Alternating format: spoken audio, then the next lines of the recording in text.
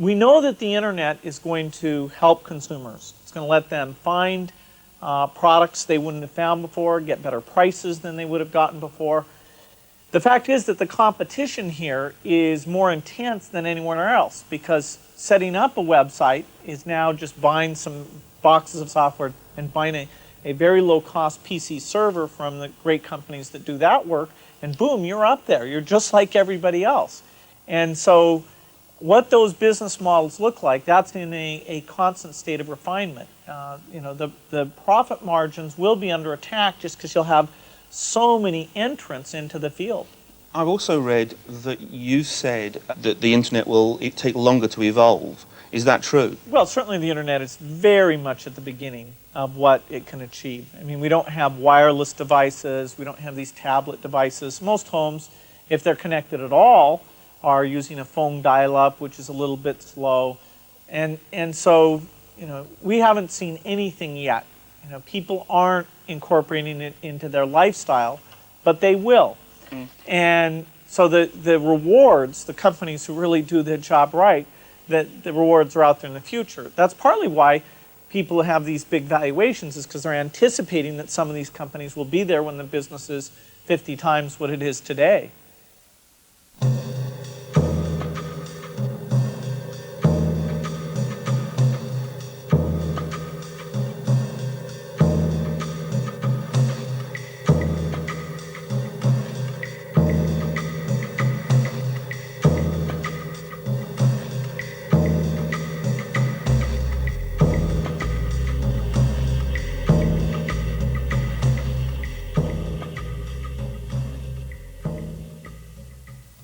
Perhaps you could explain for people what is the deal between you and the DOJ. Well, the DOJ is trying to say that when we put new features into Windows, that maybe we shouldn't be allowed to do that. One of the features we put in is support for the internet. We saw the internet coming as a fantastic thing, really in some ways a realization of the vision that we had of the information at our fingertips and all this communication.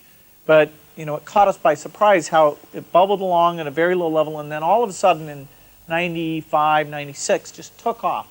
So we built that into the PC operating system so you could buy a machine and get onto the internet very easily.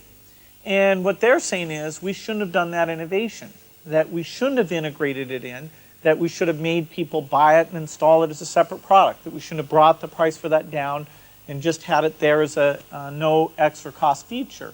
The irony of that is pretty strong, and it's a pretty fundamental principle for us to be able to add new things into Windows, because the operating system, what people expect of it, is always changing.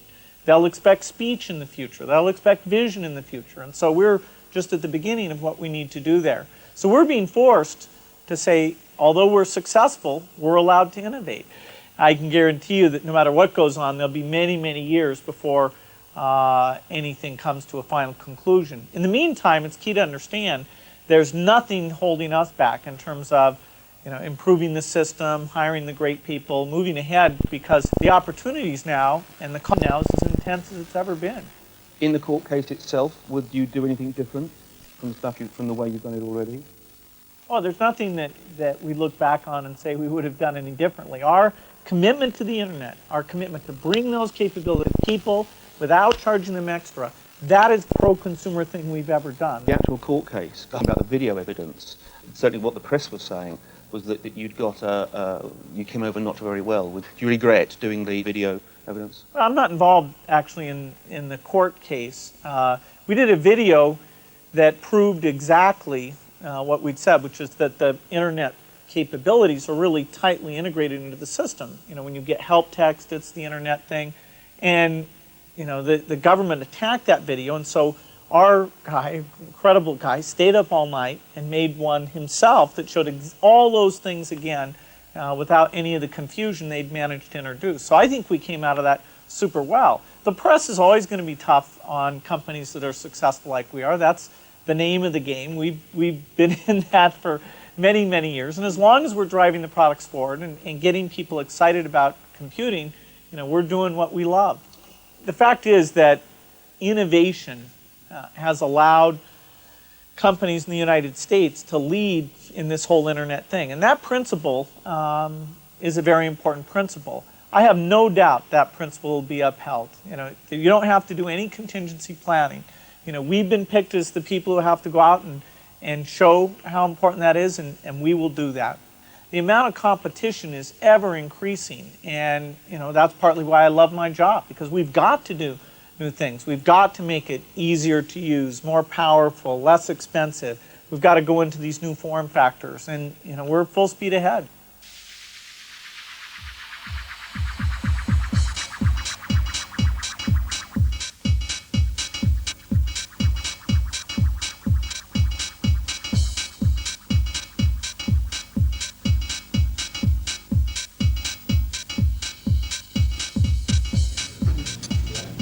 But we're starting to do all the planning for the next version and decide what we're going to do. Yeah. So any foreshadowing of what's coming would be helpful, because then we can figure out what's going on. Micro C, it's just a little 10-line. Right. I think that's going to be, they demoed both of those, Brad. Like you were showing the CE.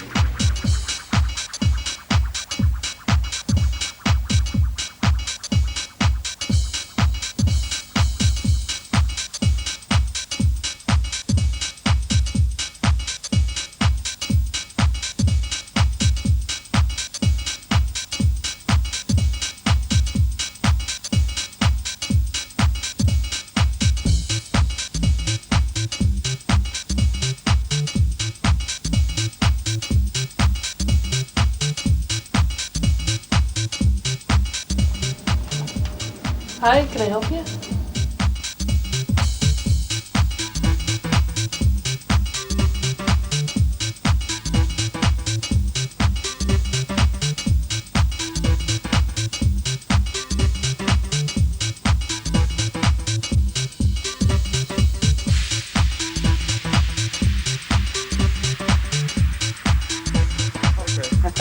So what kind of mouse does this snake like? Is it like the two-button mouse or Fairly large rats. PS2 Probably about mouse? this long. Oh, very cute. Yeah.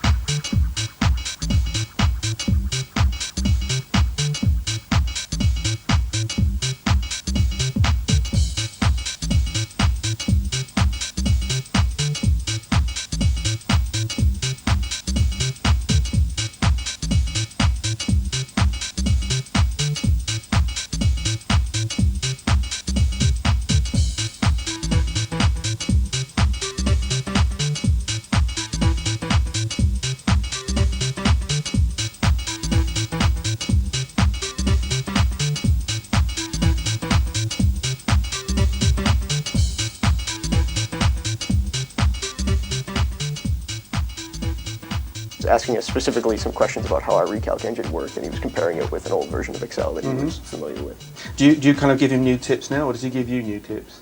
He usually gives us tips. The guy's pretty on the ball. Last year, you handed over the reins to Steve Ballmer, and he is now the man. Why did you do that? Well, I'm still the CEO. Oh, okay. You're still involved. I know that. Steve got the president's title, which is important to me because I saw as our business was expanding, the amount of time I got with the product groups was dropping actually below half of my time. And so I asked Steve to step up and take over all the business management for me, and that way I could reallocate my time. Still getting out to customers, but all the rest of the time would be with the engineers. And as I look back, I'm sure glad I did that. It was very important for us to start to put some things into place. So it's been a huge success. Steve is my best friend, and it's a great pleasure to have him helping me out that way. You once said that being a businessman isn't rocket science. There's got to be something special. Do you believe it's not rocket science? Well, business is pretty simple in terms of, get your sales to be large and your cost to be small, and subtract those two numbers. I'll go and do it now. That's fine. Yeah, it's easy. And we succeeded because of the technology and a vision behind that technology. Now we have to keep renewing that edge, and I have to say, every year I think, wow, this year is the year we really have to show people new capabilities. That's very intense right now because seeing our success, lots of companies come in, whether it's IBM.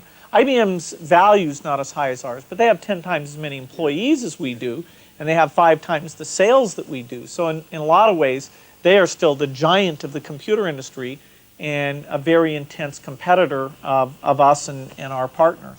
Is it then that business skills aren't the issue? It's what makes the edge that is the issue? Well, the things really have to come together. I mean, they're not totally divorced, but if our products weren't, if we didn't have the best engineers building those products, then the whole thing doesn't make sense. I mean, that's true of, take a pharmaceutical company. I don't care how sharp their businessmen are, if they don't come up with the breakthrough drugs that are solving diseases, there's nothing there. And if they do that well, okay, you can miss 20 or 30% of the opportunity, but you're going to do pretty darn well.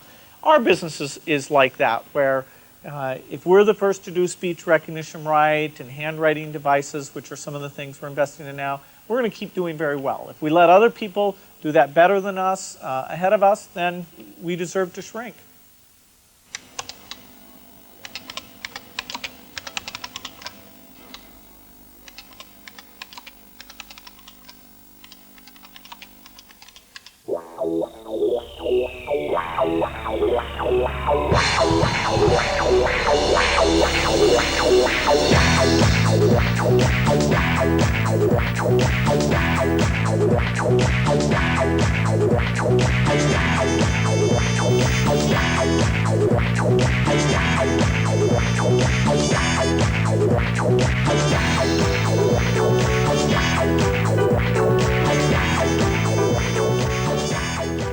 Business at the Speed of Thought, your new book, which has the interesting subtitle, Using a Digital Nervous System. What is a digital nervous system?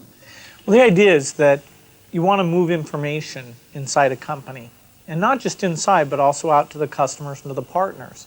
And there's a way of doing this using digital approaches that'll be far more efficient and effective than just having all that paperwork, having to wait till somebody can get on the phone. Instead, if you keep track of all your interactions with your customers, you can provide better service, you can make faster decisions. And so the premise is that business is changing and that all businesses should think about how they can take advantage of these tools. You also, in the book, you talk about Sloan in General Motors. Why was that so interesting for you? Well, in that era of business, General Motors was the company that really thought about how to manage, how to use information to their advantage. Of course, they didn't have the internet back then, but Sloan figured out how to know what was selling on the dealer lots, and just in a day's time always had that information coming back to headquarters so they could adjust what they're doing based on the market and customer feedback. So the approaches he used inside General Motors to make it the modern corporation, those same basic principles apply here. You've got to get as much information as you can and look at it as broadly as you can, and now we can do it 1,000,000 times better than he could. What company now do you think best fits into the ideal that you put in the book? Well, no company, I think, has really moved itself fully into the information age. I think most companies still have paper forms, particularly the larger companies. The advantage of size is you can do big projects, but it makes it harder to get coordinated. There are some new companies that have really started with the PC and the internet as a given.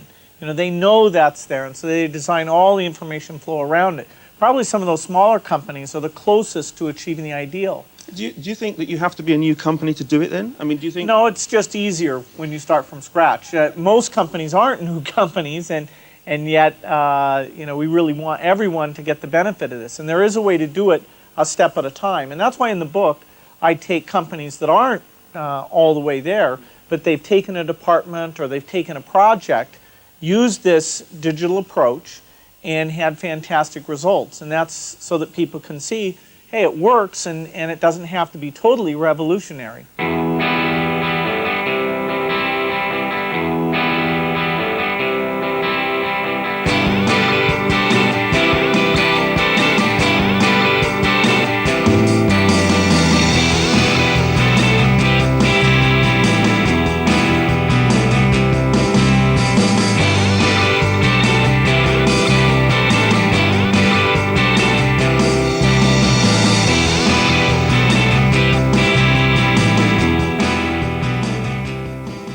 you give us a typical day in the life of Bill Gates?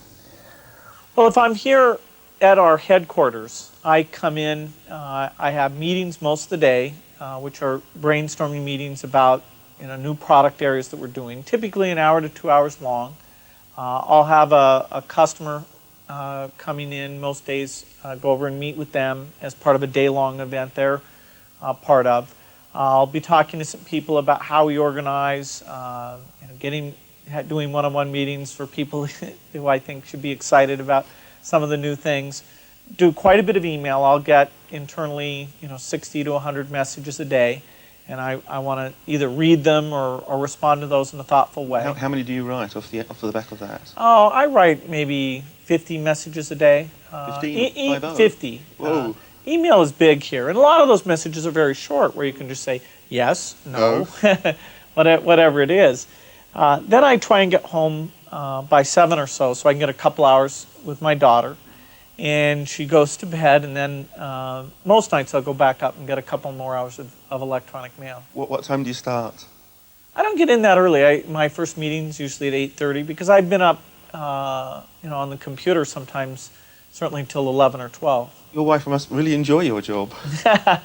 Well, she makes sure that I take time off on weekends, and some evenings it's not quite as email oriented. And also read that you're giving away money a lot these days. I mean, what is all that about? Perhaps you could talk us to that.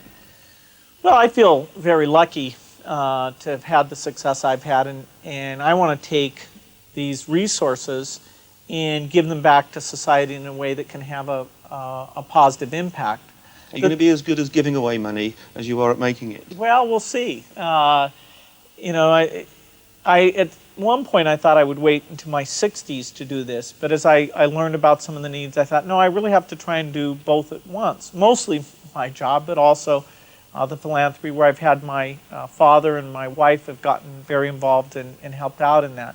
So I've got a foundation now with about $6 billion in it, and so that we're giving away a little over $300 million a year. Things like children's vaccines, that's the biggest project we've done, is getting those vaccines out to everyone. Also, some things about information empowerment, getting PCs into libraries.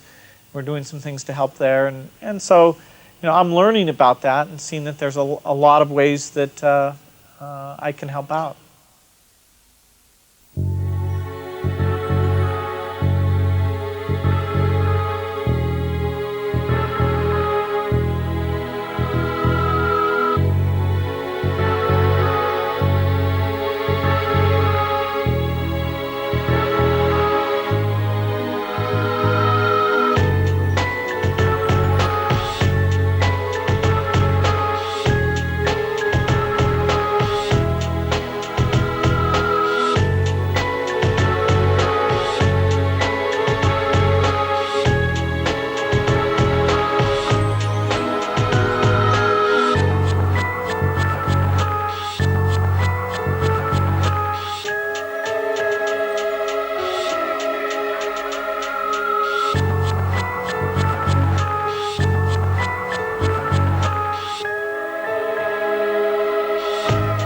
What's the next big thing?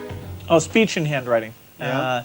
The idea of a tablet, the quality is good enough that you would really read a long document off of it. Even you'd read a book off of it. That's coming in a few years, and we're hard at work to make sure our software does that in a great way. Is the hardware there yet for that? No, it's about 2 or 3 years away. So I think the hardware and software are just going to come together. Also, the prices have to come down a fair bit. We've demonstrated using prototype hardware this idea of software that lets things be far more readable, and that's got people very excited. How much is the success of Microsoft and all the other high-tech companies down to the convergence of the hardware to enable you to showcase your software? Well, there's a partnership here where the hardware people need us to write software that shows off what they can do, and we need the better hardware to push forward to make it so you can do collaboration across the globe, or you can get voice. You go to a website, you can talk to somebody as well as navigating pages. Those are just 2 things that we're solving this year and make a big difference. The sales are both to people in business and to people at home, and Although the people at home thing in the long run will be the biggest impact, it's to people in business today is the largest part of that, our business. You have other interests now, something to do with low orbit satellites. Talk us through that. Well, the idea here is how do you get every point on the globe connected up to the internet? When you have a lot of people in a city, you can run these optic fibers and eventually get incredible speeds. But for people out in the rural areas, how can they participate? Well, Craig McCaw, who is a pioneer of cellular telephony and incredibly successful, found some people who wanted to do it with these low Earth orbit satellites. He called me up and I helped fund it, and so Craig and I are the main owners of this company called Teledesic. It's separate from Microsoft. It's a fun thing, but it's not something I get much time on because my focus is here at Microsoft. Still, I'm very excited about what they're doing. In the next 3 or 4 years, they should be able to launch these satellites and connect everybody up so that if you want to live out in the rural areas, you'll be able to video conference in, see plays. In fact, it might make that choice more attractive. What do you think Microsoft will be in 25 years' time? Well, 25 years in the technology business is one heck of a long time. And 25 years from now, it's certain that someone else will be the CEO of Microsoft and taking on the challenges there. In order to be the leader over that period of time, we will have had to reinvent ourselves many, many times. In technology, that's proven tough to do. Microsoft's done it about 3 times, which is close to a record. I think I understand how we'll do it the 4th and 5th time, but that still doesn't get you out 25 years. Do you think that the 6th and 7th time you reinvent yourself, you'll still be a software company? Oh yes, software is what we love. Software is what we're good at. And the potential of software to make better tools, whether it's running on tiny little devices or gigantic devices, so the importance of software, that's not going away.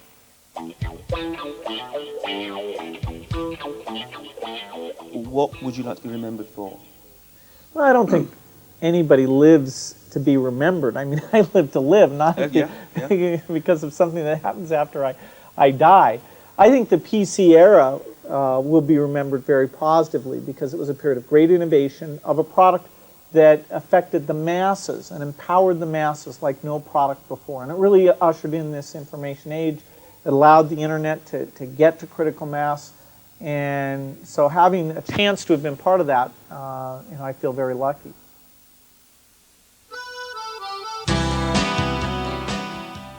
Have you customized the desktop on your computer? Sure. And what wallpaper do you have on it? Oh, I have my little girl, Jennifer. What was the last piece of Microsoft software to contain a line of Bill Gates' code? Microsoft Basic still has some of my code. Star Trek or Star Wars? I'd say Star Wars. Do you ever sleep in? On weekends, I like to sleep in. Okay, during the week? No, during the week I do not. What product are you most proud of? Microsoft Excel, Windows NT. It's hard. It's like picking your favorite children. Would you ever run for president? No.